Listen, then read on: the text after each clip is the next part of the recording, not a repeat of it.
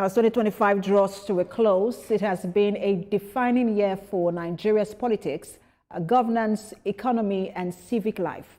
Today on Standpoint, we take stock of the major moments that shaped 2025, what they mean for governance going forward, and the lessons Nigeria must carry into the new year. Which policies worked, which decisions altered the political landscape, and what warning signs should be ignored. Welcome to the program. I am Precious Amayu.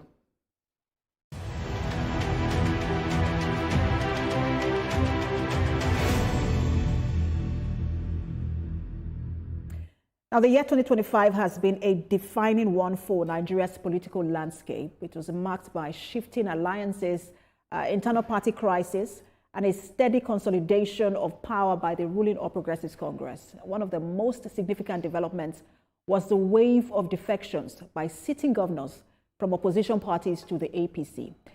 These moves not only weakened the People's Democratic Party, but also redrew Nigeria's political map, particularly in key battleground regions. Internal disagreements within major opposition parties, especially over leadership structure, zoning arrangements, and strategy ahead of 2027, further deepened these cracks. Beyond party politics, 2025 also witnessed increased legal and constitutional scrutiny of executive authority, court rulings on emergency powers, electoral disputes, and intra-party conflicts.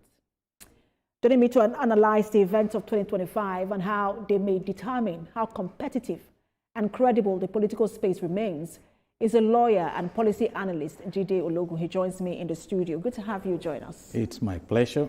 Thank you very much. So before we get into some of the, maybe one or two of the major developments this year, but let me just ask you what your most memorable political development is for 2025.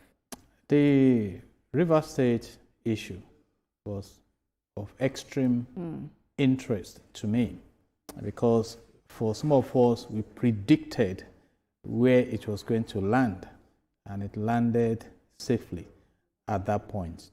And that's what we call predictive analysis in research and evaluation. And of course, if you combine that with the wave of defection in some other states that were hitherto strongholds of opposition, then you can only come to a commendation that the ruling party has played the card of politics excellently, whether some agree with that or not, because you find that these defections were just coming seamlessly, and that means there must have been some on the ground, embarking on wooing the opposition to the side of the main party. And of course, that is one of the attributes that the present president and commander-in-chief of the armed forces has. If you go back in history, how he succeeded in holding 5 governors in PDP to support his candidacy as the president at the expense of the presidential candidate in their party, then some should have expected that playing that game forward, that he was only going to expand the space of his acceptance, and that has manifested now. But for some of us who are more on the side of the majority of the citizens, we think now is the time to shift focus on the majority of the citizens, attend to their needs, let that performance that will bring enhanced fortunes to the people be focused upon between now and 2027, because the perception in that quarter is that it's all been about politics and that they have not felt much of governance, despite the various reforms that have been going on to stabilize the economy and to bring the ship that was heading towards the wreckage back on the cruise. So by and large, politically speaking, it's been a very interesting season in Nigeria, and I'm not sure. Interesting, you reminded us of the now defunct, if we use that word, G5, who played they played a very key role in the 2023 election.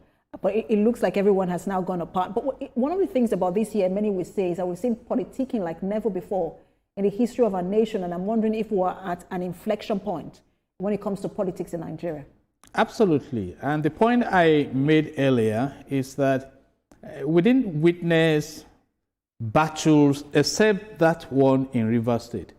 But talking about Delta State, talking about Bayelsa State, that many were even going to place bets that no way, Bayelsa was not going to move to APC. Bayelsa he's in his last term. People be wondering, what's the point? But he eventually defected. Yeah, we speak to that. You see, for a politician, you must remain relevant and you must aim to be sustained within the system. Otherwise, you lose your political steam. So for some of them, they had to negotiate that what is ahead for me, because we are not just talking about the elective offices in politics.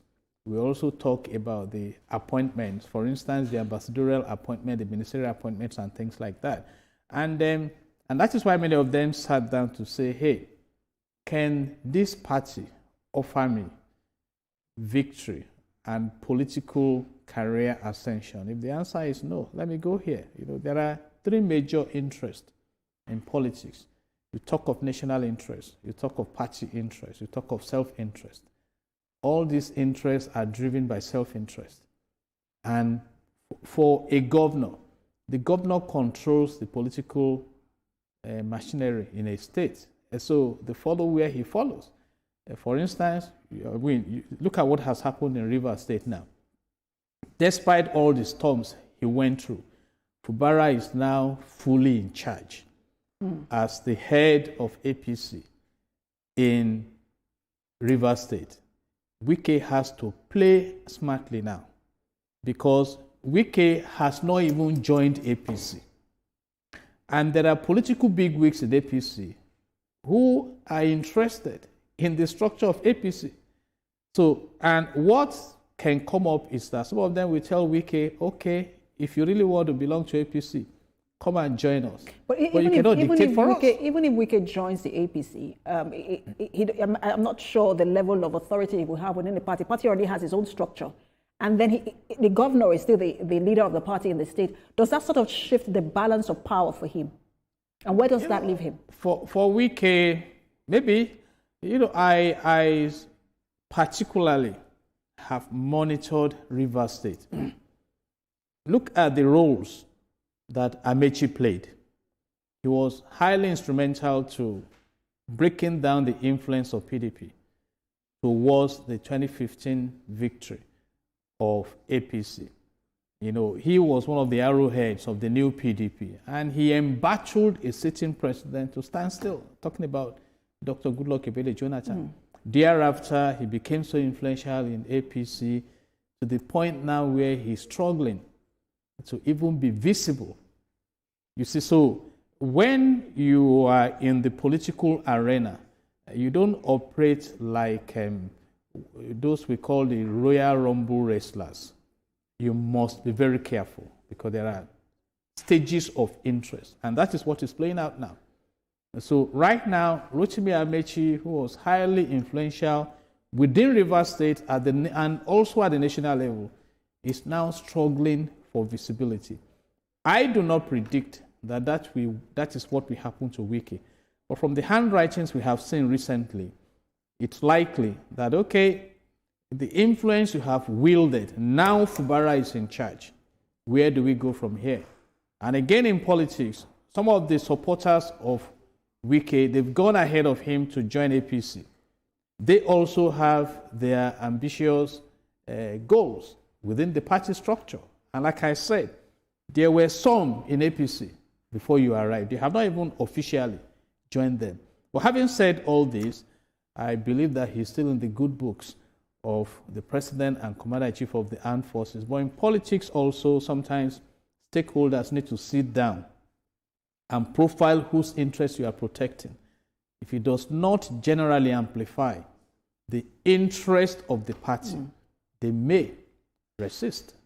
So those are the... So let's stay on the defections. It was heralded by the governor of Delta State, which probably came as a shock for a lot of people. He was doing well, as it were, in his state.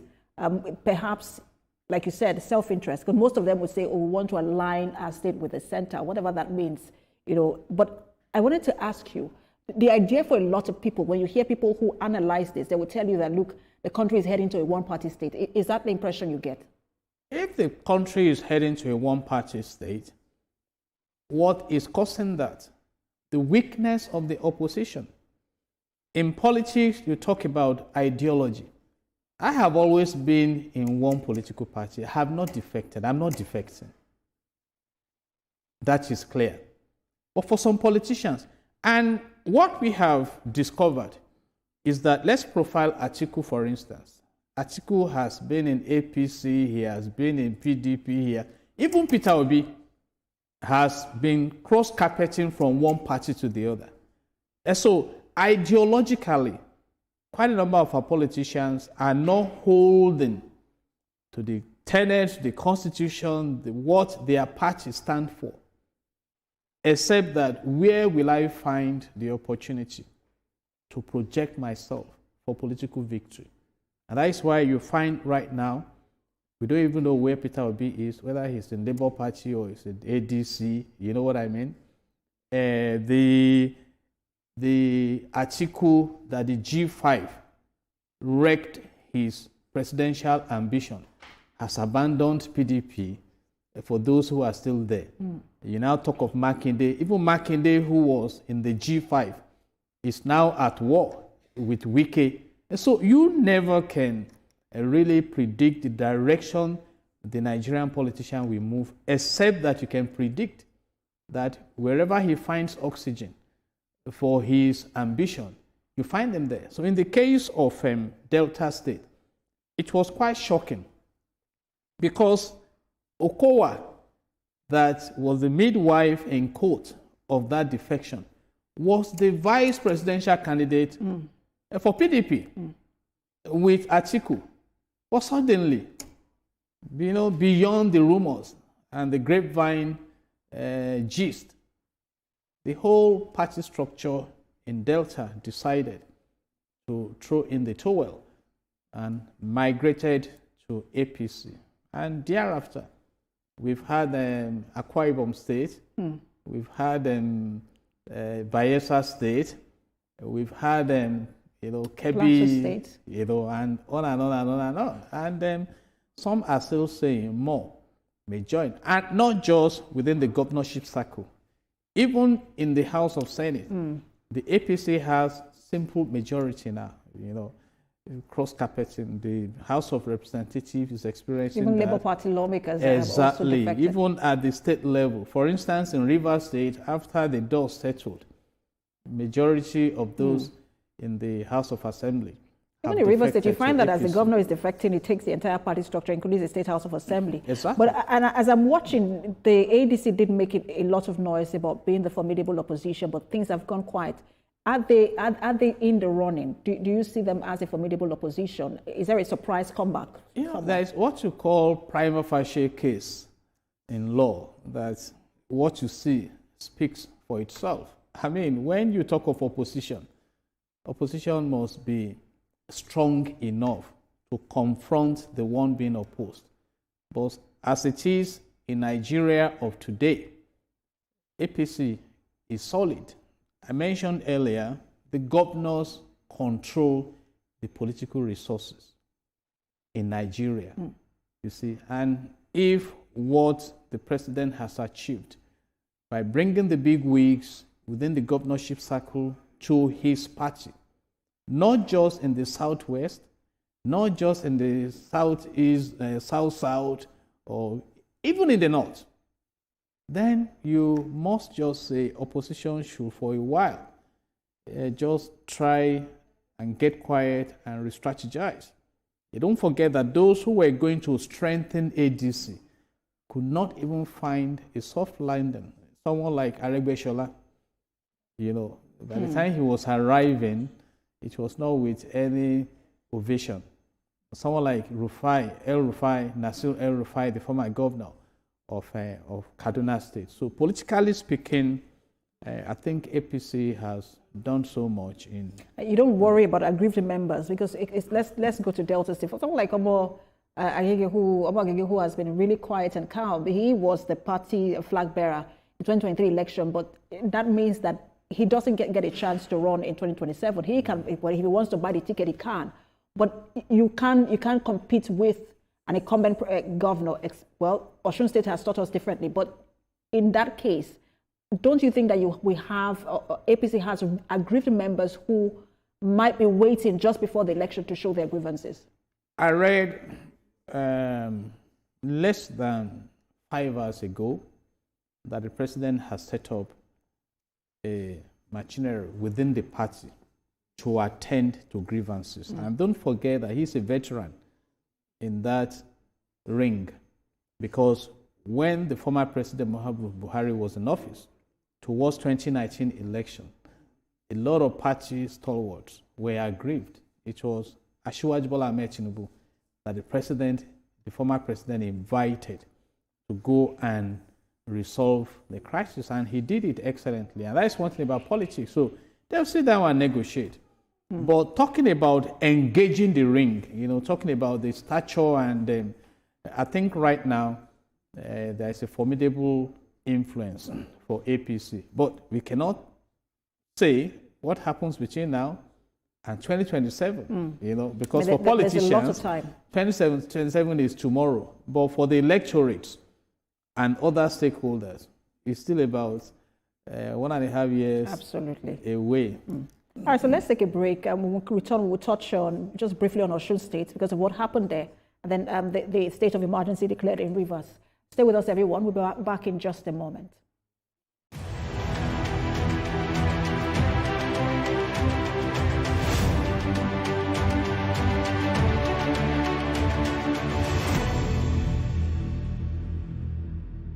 All right, stay with us, everyone. You're watching Standpoint, and we're discussing the major political developments that shaped 2025. We'll be speaking with lawyer and policy strategist Jide Ologun, who joins us here in the studio. Thanks for staying with us. That pleasure. So I wanted to also quickly touch on Osun State before we move to Rivers State. Osun was quite a shocking development that an incumbent governor could not, secure the ticket of his own party. Does that speak to his strength as a politician, or does it speak to the crisis within the party? We can bring the two together and have a bouquet of reasons. But then he has moved to Accord Party. And for those of us who study the undercurrent, APC is still strongly interested in the Osun State House. And even before he defected to Accord Party, we read about Adeleke visiting the Aso Villa. So we cannot really say where Osun is. When he left PDP, it was a big blow to PDP. But he said he wasn't going to announce his new party. But shortly thereafter, he announced Accord. Some would have expected that he was coming to APC. But we are waiting to see how influential he is as a candidate, considering the party structure on ground and what the parties are willing to throw out when the elections come around. The disqualification of someone like Judiciary, does that serve the APC well? Some people feel like you've just handed over that win simply back to Adeleke. I mentioned earlier that for a politician, you must be on stage. You must be relevant for one reason or the other. Judiciary has been in the blues for a while. Before this new wave coming up. And like I mentioned too, APC respects structure. If we mention what happened in the Lagos State House of Assembly, you saw how it ended. The leader of the party invited the stakeholders to Aso Villa, and the matter was resolved. You see, perhaps it was more difficult for him in Rivers State, even though he achieved it through the state of emergency eventually, because Rivers State was a PDP state and a very volatile state. And that also is still playing out. And I also understand that some have gone trying to calm Omishore down, because the party we want to field someone that we gain the state for the party. Well, we'll see how that plays out. But I wanted to touch on quickly on Rivers State, especially the role that the judiciary played. But let's just start with the overview, looking back now, because a lot of people spoke about the appropriateness and the timeliness of that state of emergency declaration.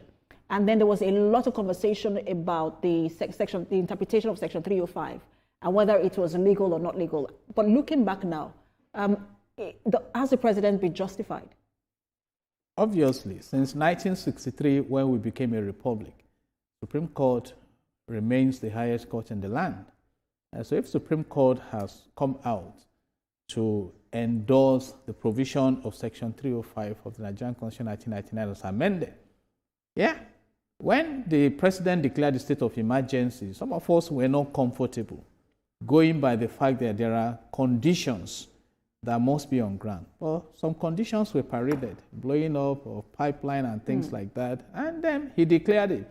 Another condition was that the Senate, they endorsed it. And one other issue was, could he have gone ahead to suspend an elected governor and elected legislative body? And those were questions that went to the Supreme Court. And the Supreme Court has said in some peculiar cases that yes, he is justified in what he has done. But the concern of many is how future presidents will handle that. Because I still advise that we need to go back and really define in specific terms what constitutes the grounds and conditions that can make the president declare a state of emergency. Because in the case of Rivers State, obviously, that battle started between Wike and Fubara. It was a political battle. So whether the blasting of the pipeline was politically motivated or not, it's another thing. But the president came out with a brilliant argument that for him to prevent further disorderliness in the state, he had to engage that spirit of Section 305 of our Constitution. But now, by extension, at the end of it all, it is obvious that perhaps that state of emergency was to bring Rivers State to her knees, because Fubara also said that those circumstances were thrown on him. Because even when the local government election was conducted, imagine that out of 23 local government areas, 20 went to APC, 3 to PDP, in a PDP-controlled state, until eventually Fubara said, okay, now I'm moving so that I can align, like they're all aligning with the center. So but obviously, Rivers is added to the pool of APC influence. And I want to look at the role that the judiciary played. We had a lot of conflicting judgments. We also saw that with the PDP convention that held in Ibadan. There was, just conflicting judgments. There was also a judgment, a case filed, I think it was a petition filed by 11 governors at the Supreme Court for the interpretation of Section 305. That judgment did not come until 9 months later. And all the Supreme Court said was that... some of them have even defected before, to the APC. Yes. And what the judgment, the ruling the Supreme Court gave was that the people who, for the governors, did not have the local standard to had filed that case, not being a party to any of the sites in Rivers State. And just look at that delay of 9 months, the emergency has been lifted. I mean, what do you make of the role of the judiciary in all of this? Even the judiciary has not succeeded in denying that that arm of government is subject to some untoward influence. So I will only advise. Lord Hewart said, and that was a key point in the Nigerian law school for law graduates, that justice should not only be done, but clearly seen to have been done. You're talking about the case of defection and conflicting decisions. What about the pronouncement of the Supreme Court on the autonomy of the local government authority? Has that been implemented? You find some governors still sustaining the status quo, still controlling the resources meant for the local government. And I know that Section 1 of the Nigerian Constitution 1999 as amended emphasizes the place of rule of law. that all institutions and citizens are bound by the provisions of the Constitution, which means no one is above the law. But in practice, can we claim that that is what we stand by? And let me bring this again to advise the country on the to promote justice further. When the government sent a delegate to the UK for the transfer of Ekweremadu, you know, the UK rejected that request. Why? Because UK said Nigeria cannot be trusted to dispense justice. And I think for those of us who are in public relations, that is a huge one, talking about the image and reputation of the country. So in any arm of government you find yourself, let's bring it all to the table of God. You know, the Bible says righteousness exalts a nation. So let's do what is right. That's a lesson to take into, because I was going to ask you what's the lesson. I think you just gave it right there. That's a lesson to take into 2026, you know, as a country. Thank you so much for your time. We do have to leave it here. You're welcome. A lawyer and policy analyst, Jide Ologun, always a pleasure to have you on. God bless Nigeria. All right, that's Standpoint this week. Remember, you can watch the repeat broadcast at 11 p.m. tonight and 5 a.m. on Sunday morning. Thanks for watching. I am Precious Amayo. Compliments of the season.